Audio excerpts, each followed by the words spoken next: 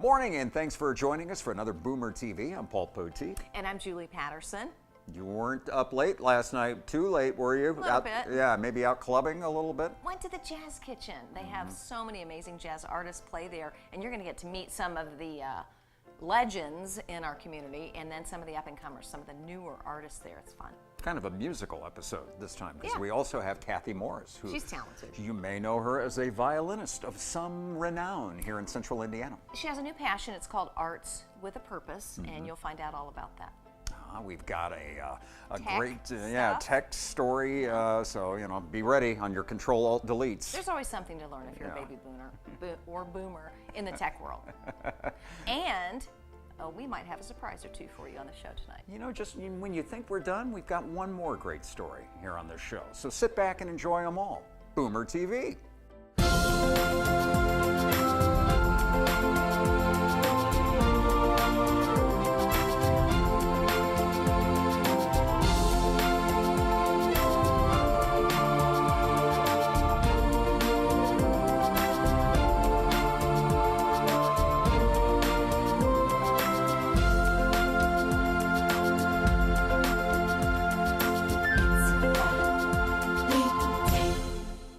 Boomer TV is made possible with support from Westport Homes, dedicated to building homes for every chapter of life, with plans and details that match customers' specific needs and style. Additional funding is provided by Altman, Poindexter, and Wyatt attorneys, serving clients throughout Central Indiana with wills, trusts, and estates, with over 70 years of combined experience. Unique Home Solutions, serving more than 30,000 homeowners since 1983. Providing home remodeling services from minor updates to complete renovations with a mission to improve appearance and efficiency. All right, Julie, I'm sitting on my hands so I don't make that movement that people do sometimes when they talk about jazz. Right. How are we going to do a story about jazz without jazz hands? Just once, Con, you ready? Okay, 20th Annual Jazz Festival. We go to the Jazz Kitchen. Where do you meet these talented artists?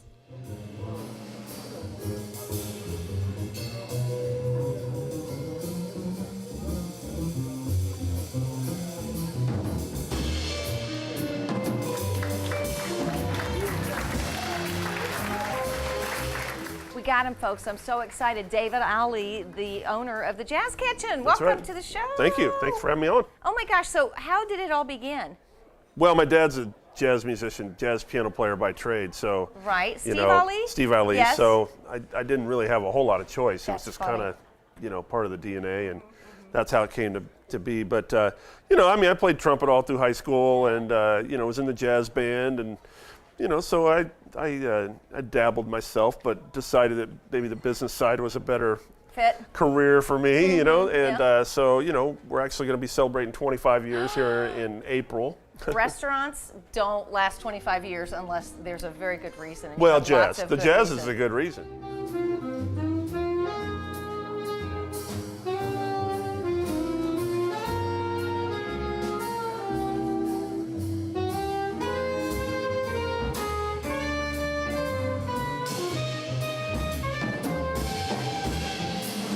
Locally, obviously Rob Dixon on saxophone is a huge influence. I go to hear him all the time, either here or at the Chatterbox.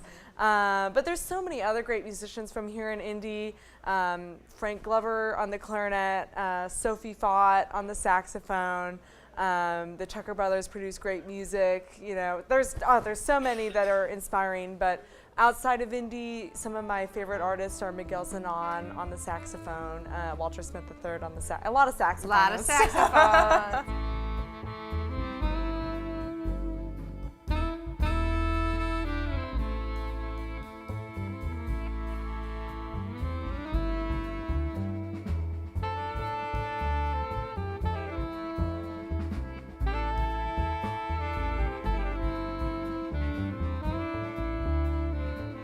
It's one of the top jazz clubs in the world, So this is definitely a destination spot if you come to Indianapolis, It's like, people don't realize how much this place is becoming historic. And it's been around, 25 years, but it's becoming, definitely a place to go on the globe for jazz. So Like if you go to New York, you got to go to the Village Vanguard or the Blue Note. If you go to San Francisco area, you got to go to Yoshi's.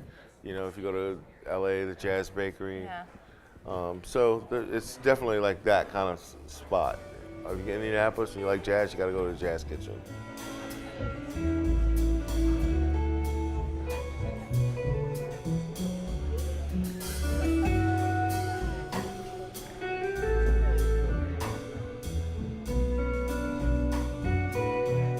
What made you want to do the music of Bob Dylan?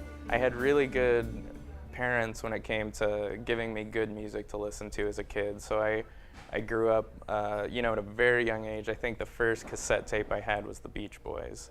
And so I just immediately kind of fell in love with that era of rock, pop, and folk music.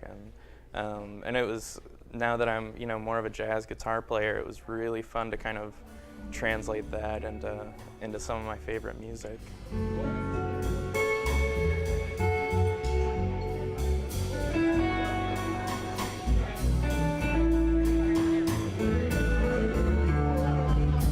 There's like culture and tradition oozing out of the walls here, you know. Every famous jazz artist for the past, you know, however 25 years has stopped in here. This is the jazz club where they play, so it's incredible not just to be on stage with these guys, but also to share it with everyone who's played here before. Now I can't help but to keep on thinking back to when the sun used to shine on my back door. Happy to work with people, you know, here in Indy that really are serious about what they do, and tonight is one example with the blues side at the Jazz Kitchen. Okay. For the Indy Jazz Fest. The way the fest is being handled now, it's like all about community, and you know, there's national acts, there's international acts, but then there are also the people here in the community that keep the jazz scene going all year round. And there's a lot of them. Who knew? Absolutely, Indianapolis is, you know, the top shelf people here are, to me, as good as it gets. It might be a smaller talent pool than, you know, New York, Chicago, et cetera, but the people that are fiercely devoted to this music really are, you know, are doing it justice here in the local scene.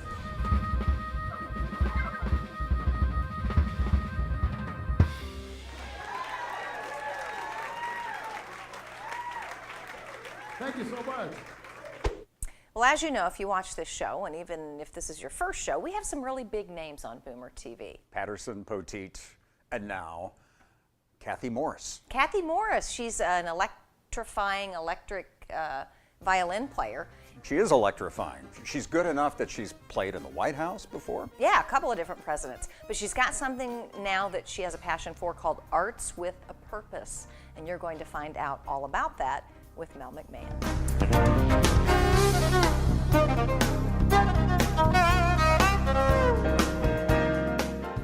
Today we're with Cathy Morris, electric violinist. Thank you so much for welcoming us into your home. I'm thrilled to have you, Belle. You can see so much inspiration around you, which you offer so much inspiration to others too. Well, thanks. You know, it's such a passion for you and a passion for what you're sharing with the community as well. And you have a non-for-profit, Oh, yes. Arts with a Purpose. Right. Tell us about that. Well, because I have been fortunate to play all original music on an electric violin with no vocals in the middle of Indiana, at so many different places for so many different people.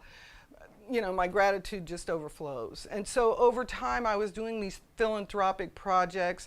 Here for You is a compilation CD of all Indianapolis women's music sponsored by Jim Irsay, and we gave that money to the Women's Fund.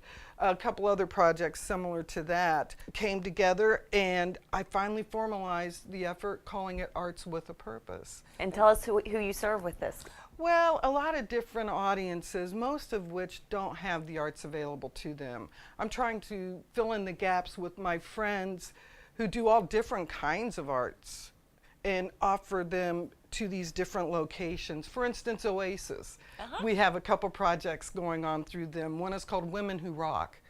And it's about not only women musicians, but women who are rocking our community using the arts. So Judy Byron from Arts for Lawrence the theater at the Fort Yes. Bend. She's on Theater at the that. Fort, As yeah. well as Monica Herzig, Dr. Monica Herzig, who's an amazing jazz pianist from Bloomington, who's written a couple books herself and put together a CD called She Rose, promoting women in jazz specifically. So purposeful art is what we're all about.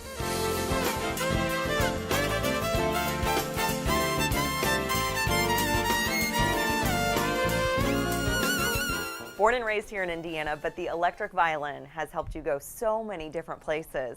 Tell us about who you've met and places you've seen. I am so fortunate. I have been able to represent our community. There's more than corn in Indiana. Represent our community to visiting dignitaries like politicians Mikhail Gorbachev, Bill Clinton, Laura Bush, the Prince and Princess of Serbia. You know, just so many people I've been able to share what's really happening here in Indiana. I've also had the opportunity to travel to Japan and play some concerts there. And then I've also published some of my music, my original songs for orchestra. And there was a youth orchestra in Spain that played some of my music, so I was able to go over and witness them performing and played with them. I oftentimes do play with these orchestras. And electric violins, of course, are getting more and more popular these days.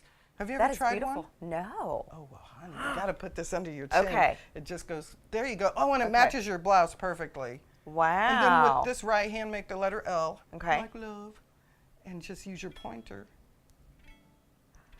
Wow. Isn't that great fun? It's so fun, just even strumming the strings, it's so fun. Of course, it's quiet, it needs to be plugged in. Mm-hmm. Yeah. And, but you know, through music you learn so much, and I can teach kids about science, I can teach them about geography, about history, so many different things, which I've been doing through young audiences, Arts for Learning.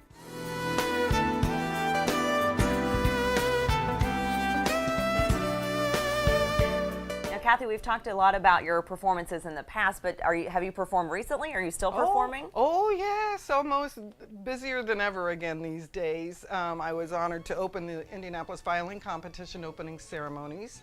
Yeah, that was a great time, Wonderful. Of course. Once a month you can find me in a duet situation at, which is always so intimate with just the two people, Bangkok Jazz Bar and Restaurant, downtown Indianapolis, as well as once a month at tastings at the Conrad. And are you available for private parties or weddings or do any of that? Of course. And how can people book you for those? All of the above.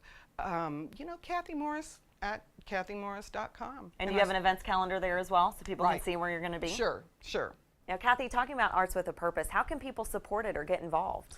Well, we're a small organization, just got our 501c3, yay. And of course, always looking for assistance in all different kinds of ways. You can get in touch at P.O. Box 94, 46206, and drop us a line or a donation now that we are 501c3. And we can make matches between your interest and what programs we're currently offering. Or if you're an artist and you'd like to participate, we can add your program to our roster as well. Wonderful. Oh, I'm so proud. Wonderful. And where can people learn more about Arts with a Purpose? www.artswithapurpose.com. Wonderful. Or CathyMorris.com. Wonderful. Cathy, thank you so much for welcoming us into your home. And it's so great to learn about you. And I feel really inspired. And I hope people watching are inspired too. Oh, thanks. I hope so too. I'm Mel McMahon for Boomer TV. You on your second cup of coffee yet? Maybe. Can you see that one down there? Well, Paul is. Just out of camera range. But no need. We've got another great segment for you. I think you're really going to like it. Cheers. Good morning. Welcome to Breakfast with Ken for Friday, August 3rd, 2018. We talk about sports, nothing but sports, no exceptions. Good news from the Indianapolis Colts yesterday. Clayton Geathers and Malik Hooker activated from the PUP list. Hi, I'm here with Kent Sterling on Boomer TV. Kent, good to have you with us. Thanks for dropping by. Well, I tell you what, we're so excited to have you. You have such an amazing story from where you came to where you are now. Share with our viewers a little bit about how all this started back in the day. I was in radio management, communications management, and cycled out of it and decided to do what I'd always wanted to do, and that's provide kind of broadcasting or media content. And so I decided, you know what, I'm not going to manage anymore, because in the media business, that's become nothing more than finding efficiencies. And that means firing people, and that's an unpleasant way to live.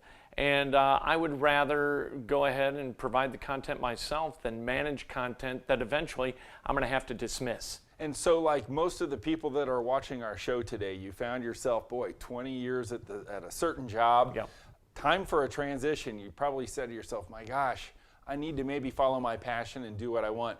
How did you have the guts to do that, or the vision to do that, or what moved you? How did you make that decision to say, I'm going to go out and do what I know I should be doing? I think it's more about necessity. Ah. You know, you decide, when I was, and I wound up being one of those guys who was cycled out. My boss passed away from lung cancer, Tom Severino, great dude. And he passed away. A new manager came in. He wanted to bring in his own guys. Nobody got fired because they had screwed something up. It just wasn't a fit anymore. Sure. And so I was driving home, going to tell my wife that I had been cycled out. And I talked to a friend, and that friend said, look, you don't need a job to have a job. Go to work doing stuff right now. This is what you were supposed to do in the first place. So take this as an opportunity, not as a death sentence for your managerial career, but a birth into something different. And so that's what I did that day. Launched a website, started churning content, and turned that into audio and then video, and went on TV. I wasn't very good at it. And so started doing videos myself, because I don't get better at stuff without doing it a lot. Sure. And so that's how Breakfast with Kent came about, and through Breakfast with Kent came the radio show, and yeah, nothing but fun. Well, I'm a big fan of Breakfast with Kent. I always like to put it on as I'm driving into my office at 8 in the morning, and it's nice, boy, that Facebook Live is a really useful tool in promoting what you're doing at 14:30 a.m. and your radio show from 3 to 6 p.m. Boy, you got Breakfast with Kent, you got a radio show. I know you do a little TV. Talk to me a little bit about the personalities that you deal with, the generational shifts. You used to be a younger guy, and now you interview younger guys, mostly younger guys who are millionaires. What's their perspective, and what have you seen in the transition of maybe the millennial generation or whatever it might be? Has it shifted? Is it different? What's your commentary on your subject matter? I think that it's become more valuable for a guy like Kevin Pritchard or Chris Ballard to go and identify personality types. If you go out and find guys who aren't divas, if you go out and find those guys who are willing to subvert their selfish needs for the collective good, you're going to be able to build a culture that's going to be different. And it's about points of differentiation, right? Whether it's physical or psychological. These guys, I think, have figured out a way to do that at a really high level. And I notice very little difference in the athletes of today and the athletes of 20 years ago, or just adults who've dealt with adversity. Yes. And they learn from the adversity. I think that's how, to me, character develops. And there are very few areas where adversity is more necessary than in sports and more present. These guys get cut all the time. They're signed to the practice squad. They didn't get drafted where they wanted to. They don't get the ball as much as they'd want to. They've got injury issues to deal with, and so they've got to go through rehab. There's adversity ever present in their lives. And because of that, I think they develop a maturity that is interesting for me to access. And so whether it's talking to management or talking to athletes, that's kind of the story I try to tell, and the way I try to come at these guys, as that's kind of our common thread. I'm not a great athlete, but I've dealt with adversity, and I think that that's what we all need to do as we pivot in our lives. Well, I think it's interesting you say that our management looks for people who are non-divas. I want to certainly tell our audience, Ken Sterling, you're a non-diva. You're the hardest working man in radio and television that I know, and I want to thank you for joining us today. Oh, my pleasure. This is Glenn Bill for Boomer TV.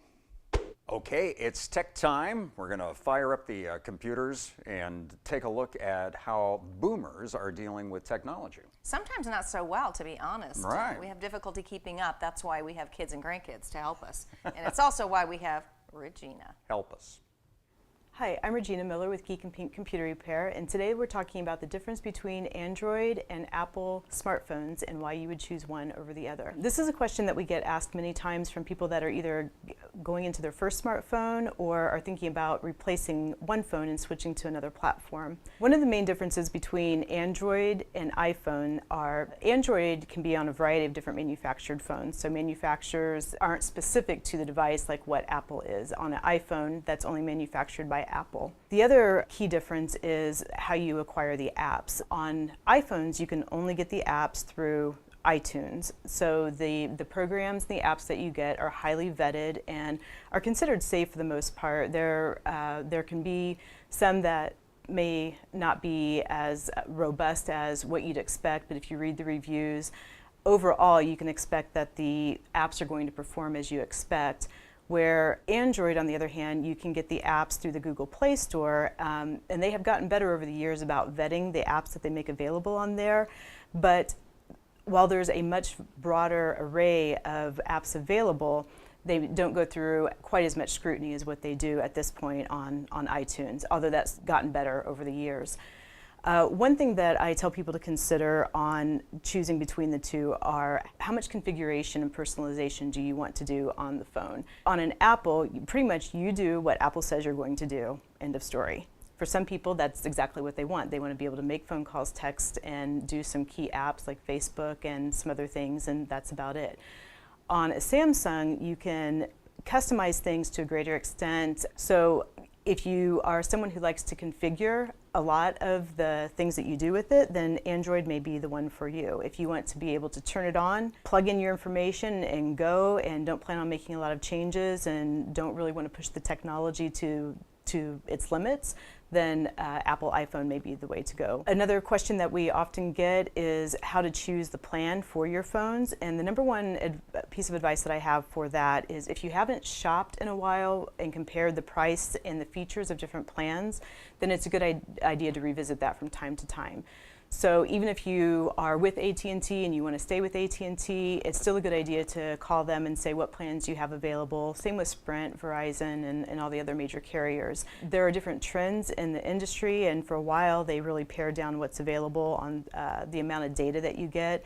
And now we're seeing things come full circle again, where we're seeing a lot of plans that are not only less expensive, but also have unlimited data. Another thing that we're seeing come full circle is it used to be you'd get your phone, and with the 2-year contract, you'd get the phone at a discounted price. That had disappeared for a long time and is starting to resurface again. And the good thing that has come from that change is many of us were carrying $700 or $800 phones and we didn't realize it because we paid $99 for it when we bought it, because it was subsidized by the cost of the service contract over 2 years. And then all of a sudden that opportunity to get a discounted phone disappeared, and we were suddenly aware that, okay, paying $100 to have my screen replaced is worthwhile because that's better than buying another $700 phone.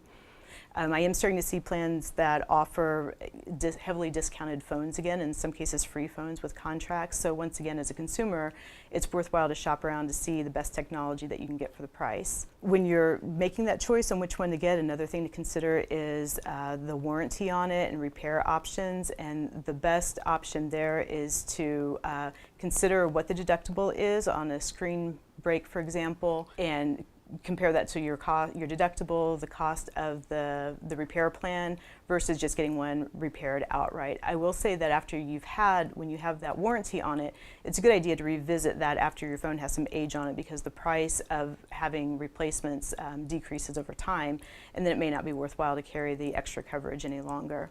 So in the end, when you're choosing between an Android or an Apple, it really depends on how much configuration you want to do, and if you have a preference on what manufacturer, because of course on the iPhone, you can only get an Apple iPhone, but on Android, you can pick a variety of different manufacturers. So there are some differences between Apple and Android. Hopefully that helps you make the decision for the smartphone that's best for you. I'm Regina with Boomer TV. Well, thank you for starting your Sunday morning with us at Boomer TV. We appreciate that. We know you could be, running errands, watching grandkids, vacuuming, doing chores. Getting lunch ready. Yeah, this is what we call creative avoidance, watching Boomer TV. Oh, and it's good for you, too. Sure it is. We always learn a lot. So we're glad you're here. Be sure to join us next Sunday morning at 9 a.m. right here on WFYI. Have a great day. Now get to work. For more all things Boomer, just visit our website. That's indyboomer.com. Indy Boomer connects TV, magazine, and radio. It contains useful information for baby boomers all over the Indianapolis metropolitan area. And you can like us on Facebook and follow us on Twitter and Instagram. Pick up Indy Boomer magazine at most Kroger stores and libraries. Look for us all over Indy. Listen to Boomer Radio every Saturday afternoon at 4:30 p.m. on Freedom 95 with a rebroadcast Sundays at 7:30. Indy Boomer, for the next chapter of your life. Boomer TV is made possible with support from Westport Homes, dedicated to building homes for every chapter of life, with plans and details that match customers' specific needs and style. Additional funding is provided by Altman, Poindexter, and Wyatt attorneys, serving clients throughout central Indiana with wills, trusts, and estates with over 70 years of combined experience. Unique Home Solutions, serving more than 30,000 homeowners since 1983. Providing home remodeling services from minor updates to complete renovations with a mission to improve appearance and efficiency.